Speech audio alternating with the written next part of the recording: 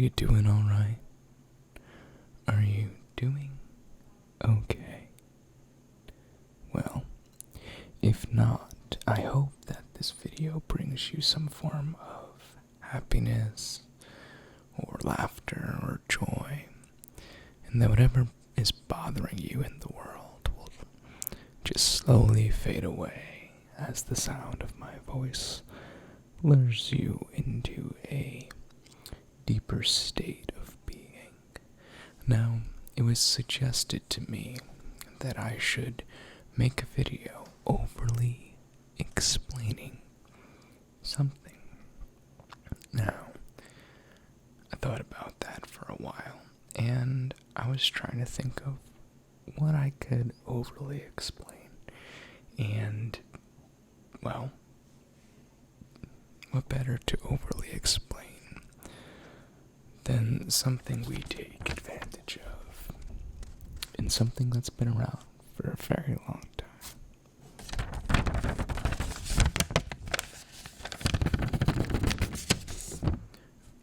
What I have here is a piece of paper.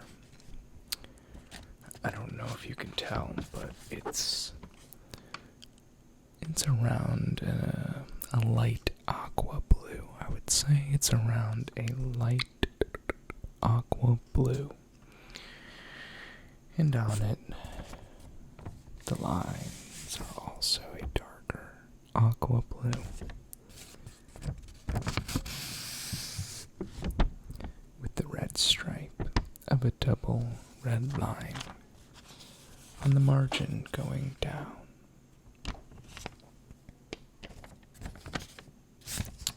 If you flip it over, it has space for the top. Now, paper, especially this piece of paper, in reality is simply a baby tree when you think about it. If you look at it closely, you can even see the pattern of the wood. You really can't, but if you look at it under the light, which you can't make out in this video, you see all these different woven strings of really, really small pieces of wood that has been processed.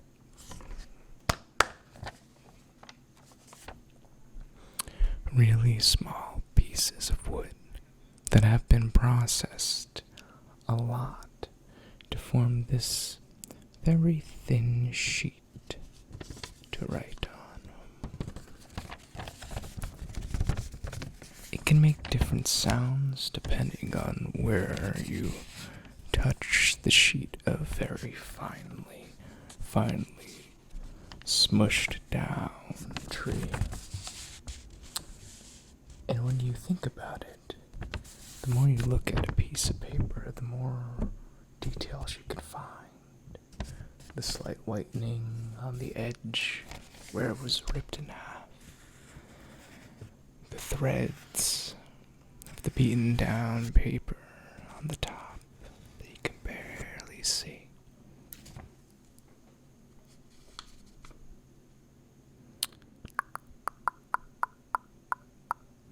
It's not going to focus, which is fine, because I believe you know what I'm talking about. And if not, you could find a piece of paper and follow along. Now, usually a piece of notebook paper would be white with the blue lines, but somewhere along the process, this was dyed blue.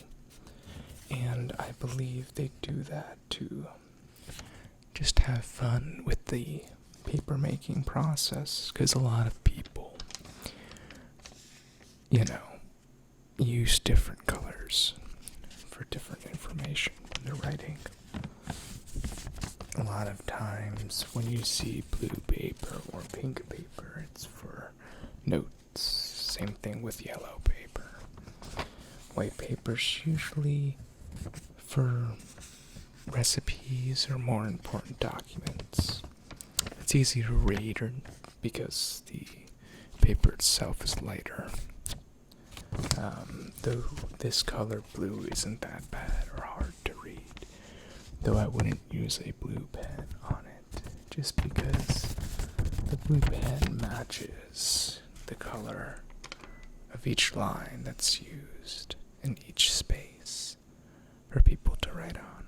And sometimes, depending on what you're writing, different accent marks might get lost on this piece of paper. Now you can fold the paper down slightly.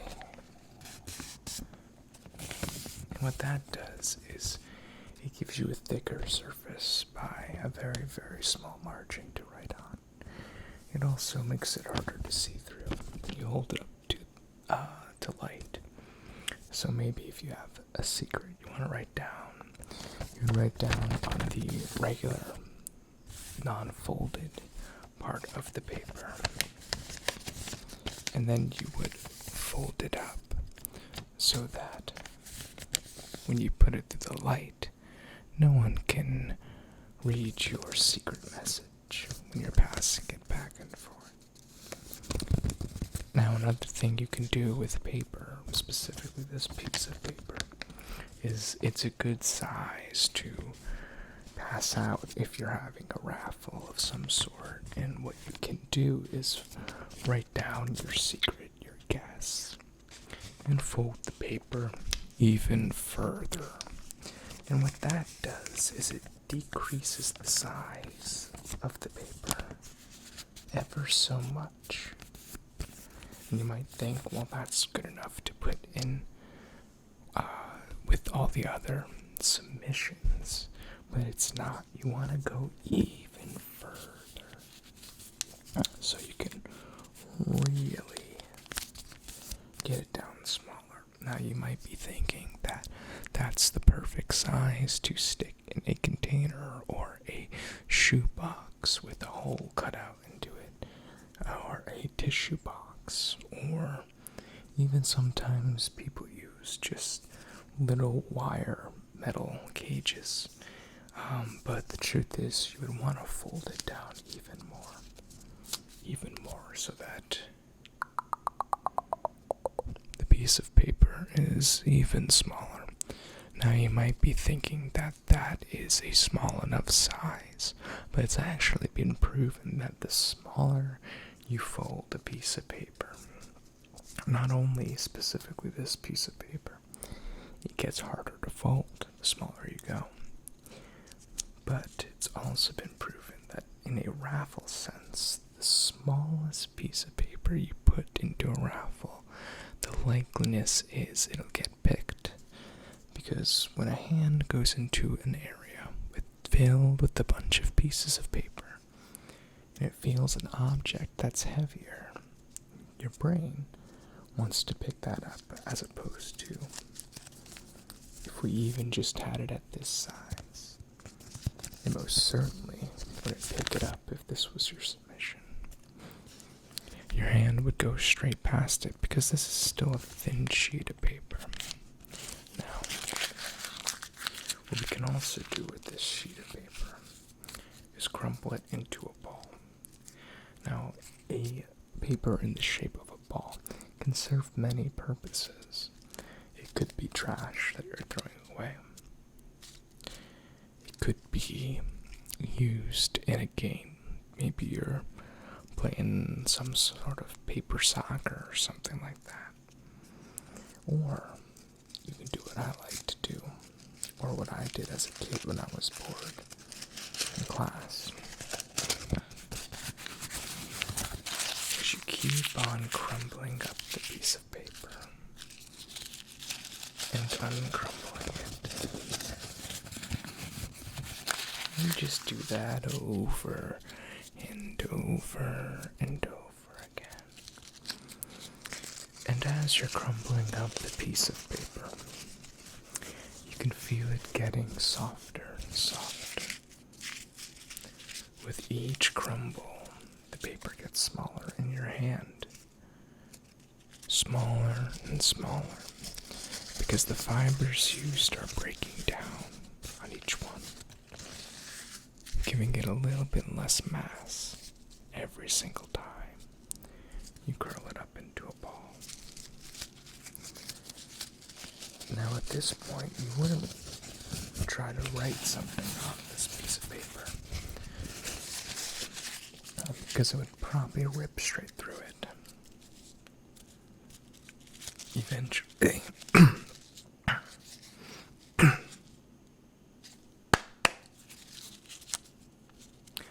Eventually, the piece of paper is going to resemble and feel more like a piece of tissue paper, or even a tissue itself. For at the end of the day, both of those are forms of paper, forms of fibers from wood that have been woven together at a microscopic level to create a pleasant feeling sheet that we use every day for various situations. And as I continue to crumple up this piece of paper and unfold it, you can also kind of see how different it acts. It's very malleable. You can't feel it if you're following along at home. You've been crumbling it up and uncrumbling it up every single time I have. Then you're going to feel it get softer and softer and softer and softer. Which I know is a weird feeling, since we started off with a piece of writing material that a pen wouldn't easily rip through. And now we have something that you would feel a little bit more inclined to, say, blow your nose with if you had to, if nothing else was around.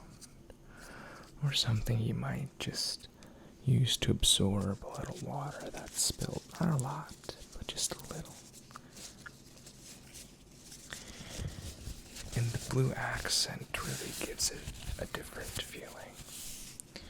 At this point, it even starts to look like a napkin. We can go even further. Every time you're doing this, you're just separating and pushing together the molecules on this sheet of baby tree until they resemble something different and feel a little different. It's incredible, really, what you can do with a sheet of paper.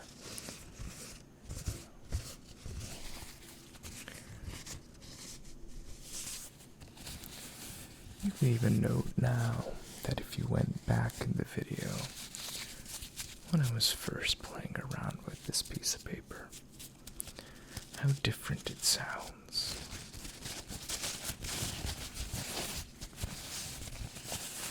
You can hear the texture change. Now, paper is used in a lot of different products, a lot of different things in our day-to-day life. Sometimes paper is mixed with a form of cloth or cotton, like our money is, or it could be mixed with plastic, like certain other countries' money has also done, to create different types of paper. Who would have thought that pounding down sheets of wood and fusing them together in different aspects can create such an interesting product that we take for granted every day. There's different stock of paper, colors, textures, and it all comes from nature at the end of the day. So the next time you see a tree, just look at it and think, I don't want this to happen, but one day, maybe I might use you to write down one of the most important things in my life, or to write down a poem or a story, to write down wedding vows or a message of love, to write down your grandma's favorite recipe before you no longer can get it. Paper can be used for many things, and I hope it was also used to help you relax. So, I hope you have a good morrow, a good evening, a good yesterday, a good future, and a good quintillion light years ahead of you, because we're just spinning on this crazy rock in the middle of a never-expanding universe that we'll never know the full extent of. So take joy in the little things and try to look at everyday items you use in a different light. I'll see you on the next video. Good night.